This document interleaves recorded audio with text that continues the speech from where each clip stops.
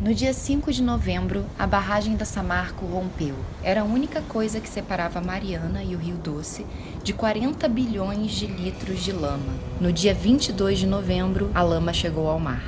Chegou bastante suja e catingosa. Forte, grossa, parecia um caldo, um caldo de fubá. Entendeu? Muito grossa e fedorenta mesmo. Ai, vocês querem ver interessante? Foi quando ela caiu no mar, viu? O mar não aceitava não, a onda jogava tudo. Ia e voltava, ia e voltava, ia e voltava. Meus pais e eu percorremos mais de 700 quilômetros de estrada para poder ver de perto o que estava acontecendo. Afinal de contas, essa é a fazenda dos meus pais e esse é o Rio Doce. Então dá para imaginar a nossa preocupação, né? Regência foi o último de centenas de outras cidades que foram afetadas pela lama. A vila possui apenas 1.000 habitantes e fica localizada numa área de preservação ambiental, famosa pelas suas tartarugas gigantes e diversos outros animais. Também é cercada de pequenas fazendas de cacau, tipo a dos meus pais. E por último, tem o surf, que é o que atrai grande parte dos turistas. Dizem que a onda da Boca do Rio de Regência é a melhor onda do Brasil. E infelizmente não se pode mais surfar lá. É interditada a praia, a água tá vermelho sangue. O que eu percebi foi que os problemas ambientais de Regência começaram muito antes da lama. Há cerca de uns 2, 3 anos atrás estava vindo o Porto Manabi, que é um mega porto, um dos maiores portos do mundo. Estavam querendo construir a 90 quilômetros da costa de Regência. E isso ia afetar aqui Regência, ia acabar com a onda de Regência, não ia ter mais surf em Regência. Apesar dos protestos e da rejeição pelo Ibama, a ideia do porto ainda não foi descartada. E é claro que não só o surf vai ser afetado, mas a vila como um todo. A gente é uma população pequena, a gente não tem acesso a isso fácil. Então isso é lógico. Eu viajei durante mais de 5 anos para poder conseguir terminar minha faculdade, sabe? Então assim, é difícil o acesso a isso tudo. Aí chega uma empresa que promete emprego, que promete tudo, que na verdade a gente sabe que não vai contratar ninguém daqui da população. Que eles vão trazer de fora, vai destruir o nosso meio ambiente, vai destruir tudo, sabe? E não vai ter nada disso, nada de dinheiro para as pessoas, vai melhorar a economia. A gente sabe que isso não é verdade.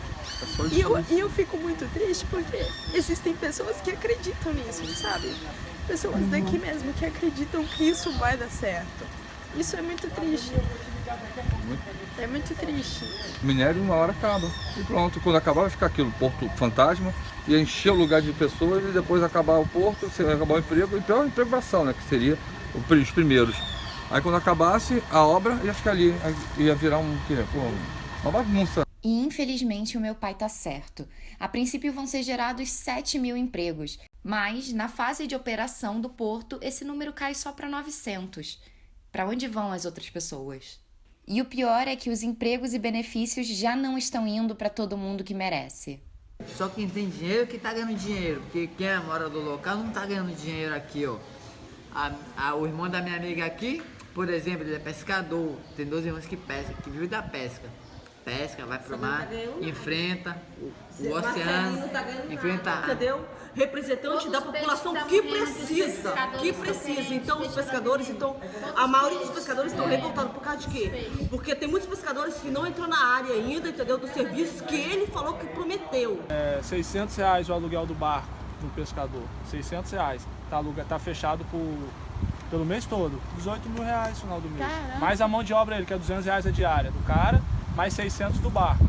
Só o barco dá 18 mil. Aí foi vantagem. Estou generalizando, mas muitos pescadores estão aí, estão gostando. Já vi nego falar isso acontecer 4 vezes por ano, cara. Mas isso é temporário. O que não pode ser temporário é a nossa indignação contra qualquer crime desse tamanho. E fica a pergunta, qual tipo de economia nós queremos? Aquela que destrói e mata ou uma que aproveita o meio ambiente com pesca consciente, surf, ecoturismo, trilhas e aproveitando a diversidade biológica local?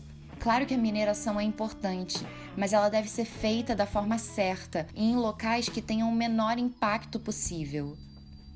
Tem um lado bom aqui, quem já veio aqui não vai deixar de vir não, porque aqui é totalmente natureza, lugar maravilhoso, paz, é diferenciado de vários outros, entendeu? Mesmo sem praia, eu tenho certeza que muitos vão querer vir para curtir a paz daqui. Eu como moradora, eu particularmente criei em mim uma esperança de que Vai dar vai certo. sim dar certo, sabe? De que o rio vai voltar, mesmo que demore um pouco, 4 meses mais ou menos, que fique descendo água.